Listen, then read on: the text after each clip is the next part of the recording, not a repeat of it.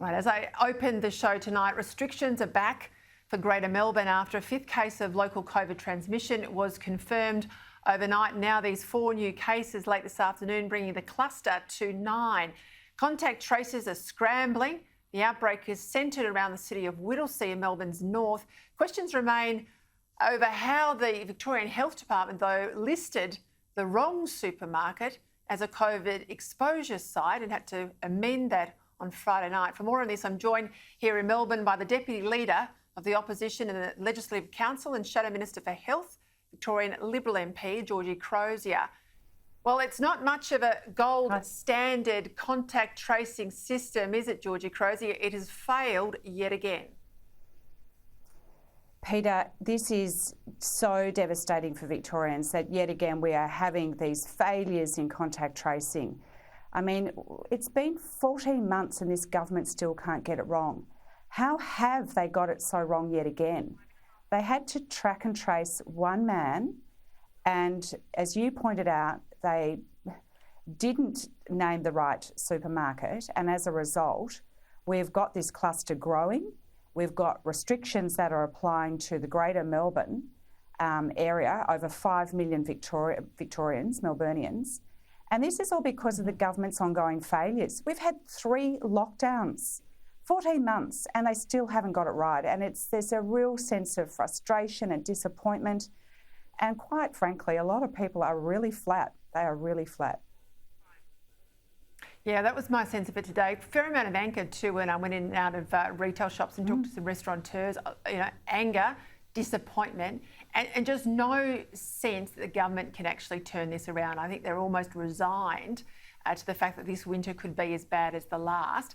I don't understand. I mean, I've talked about the QR code system being so poor in Victoria in comparison to the ACT in New South Wales, which I'm familiar with. We've got all these issues with tracing, which is talked about those. But even the testing is shambolic. I mean, one of the prime areas is Epping.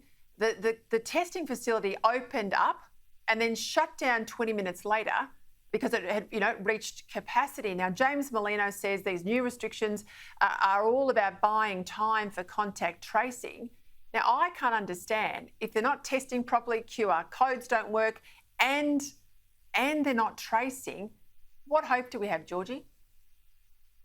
Well, that's right. They haven't got anything right.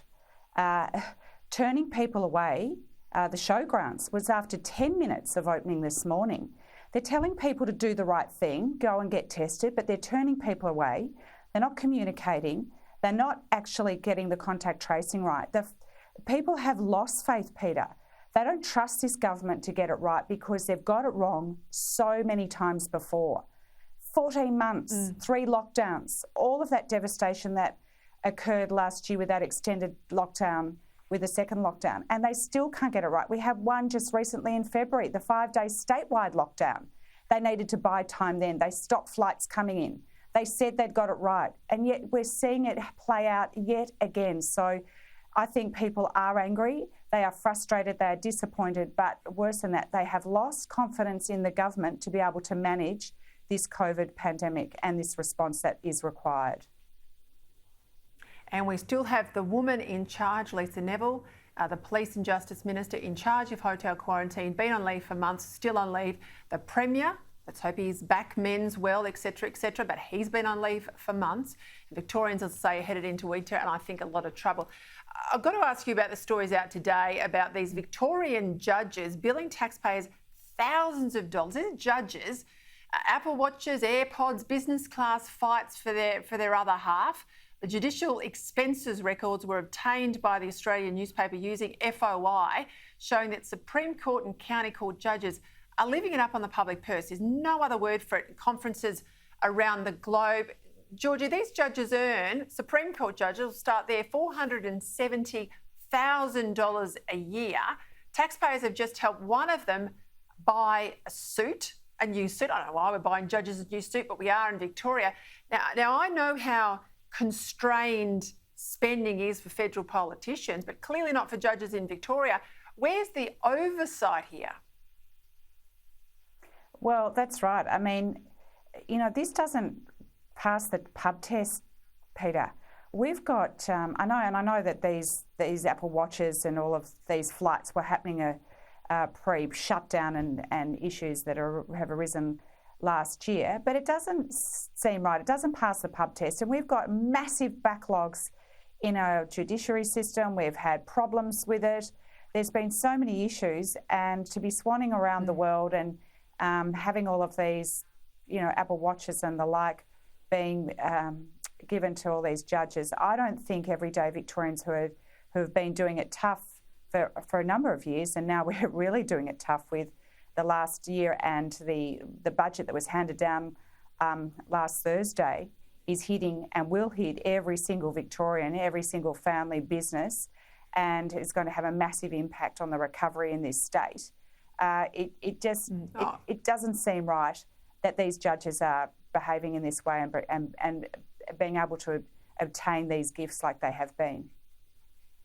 Yeah, well, $470,000, if that's your salary, your justice, buy your own bloody suit. Just on the budget stuff, I've got to ask you, a huge hit on stamp duty, a real issue out there with the property sector. I know how angry they are. A big announcement, I'm told, is being made by Michael O'Brien. Could you tell us a little bit more? Well, that's right, Peter. I mean, this budget was an absolute shocker that will hit businesses, will hit families, will hit investment confidence. It is a shocking budget. It's a high taxing budget that is the wrong message at this very time when we're trying to recover. And one of the issues was a hike in stamp duty that will affect Victorian families who are trying to buy their own homes. And so we announced today that we would absolutely reverse those stamp duty hikes because it is impacting Victorian families and their ability to buy their home. These taxes are not just little taxes, they are massive taxes, and they are going to really, really impact the way Victoria comes out of this COVID pandemic crisis that we're in at the moment.